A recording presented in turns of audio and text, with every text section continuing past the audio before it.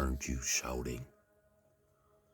Sure, we've come up with theological excuses for not going to church, not changing our lifestyles, not really doing anything at all. We've found a verse or two that justify our laziness in our minds.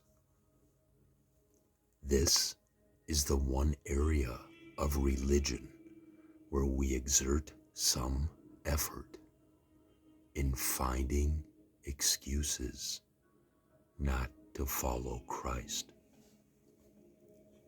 But our brothers and sisters in the East know nothing of these excuses. They can't conceive of why we'd even want to find them. They look at us and say with exasperation, "You can be as Christian as you want, and nobody will hurt you. Nobody will seek to kill you.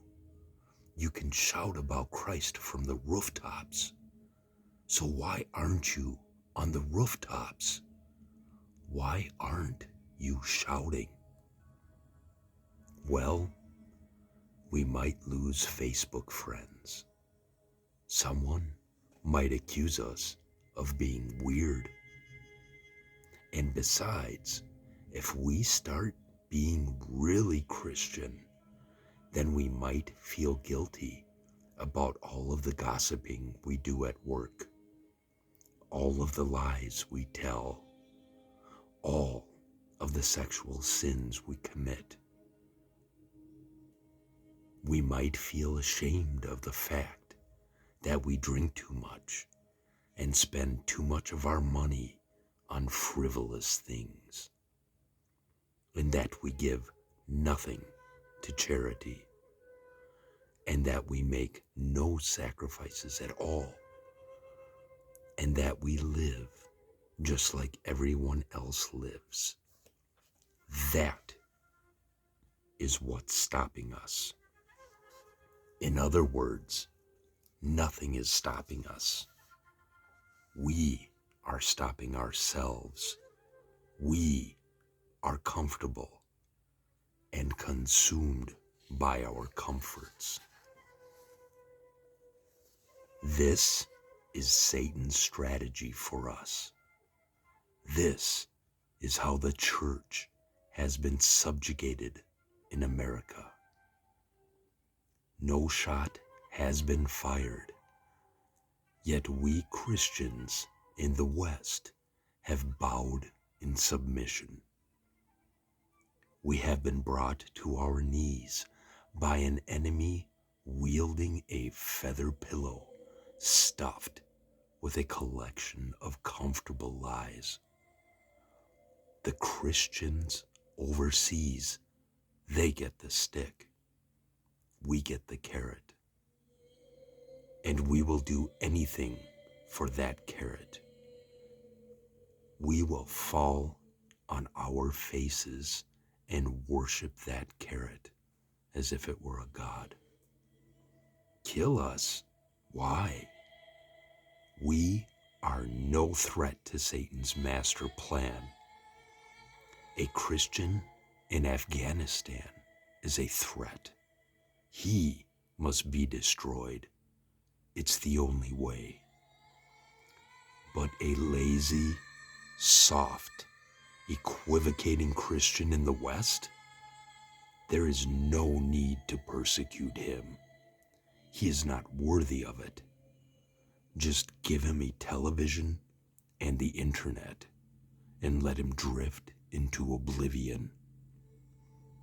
Satan's instructions to his minions are clear. If a man is walking into hell of his own accord, don't interfere.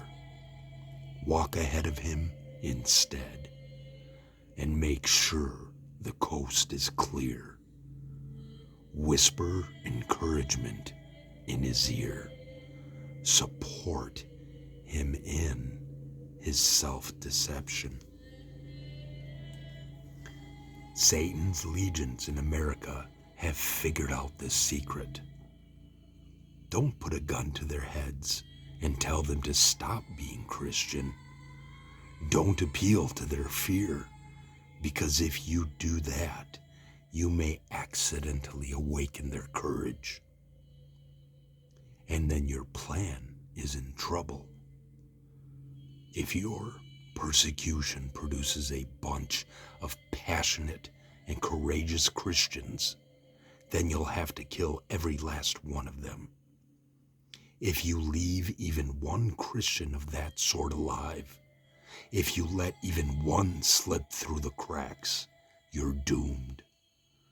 A Christian like that is the most powerful person on earth, a warrior for Christ who cannot be shamed into silence, cannot be intimidated, cannot be made to conform, cannot be controlled by earthly forces, and is a nuclear bomb in God's holy arsenal. He is the sort of Christian who crushes empires and conquers civilizations. All you can do with such a man is kill him. He's too dangerous. Your tricks won't work. He has the grace of God, and you have nothing better to offer him.